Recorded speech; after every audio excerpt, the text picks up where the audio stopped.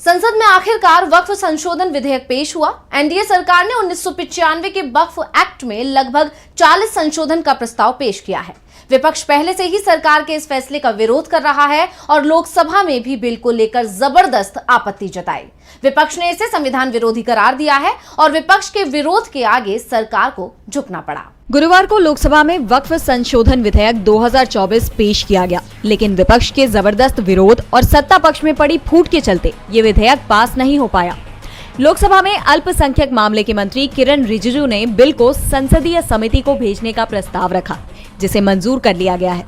लोकसभा अध्यक्ष ओम बिरला ने कहा कि वो जल्दी ही समिति के सदस्यों के नामों का ऐलान करेंगे। दरअसल ये बिल शुरुआत से ही विवादों में घिरा हुआ दिखाई दे रहा है। सत्ता पक्ष के अंदर ही इसके खिलाफ आवाजें उठ रही थी।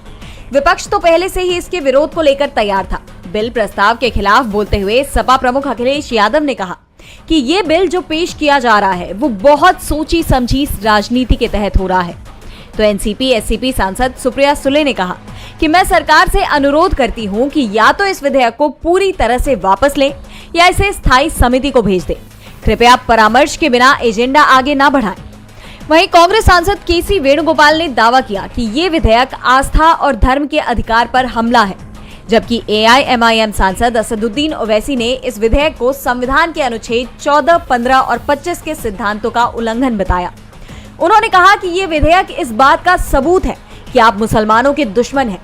वहीं टीएमसी सांसद कल्याण बनर्जी ने कहा कि इस बिल से सरकार हिंदू राष्ट्र की तरफ बढ़ना चाहती है। बिल पर बोलते हुए डीएमके सांसद कनिमोझी का कहना है कि ये विधेयक एक विशेष धार्मिक समूह को लक्षित करता है, जबकि सरकार की तरफ से सफाई दी गई कि ये बिल किसी के खिलाफ नहीं है। बहस के बाद ये बिल ज्वाइंट कमेटी को भेज दिया गया।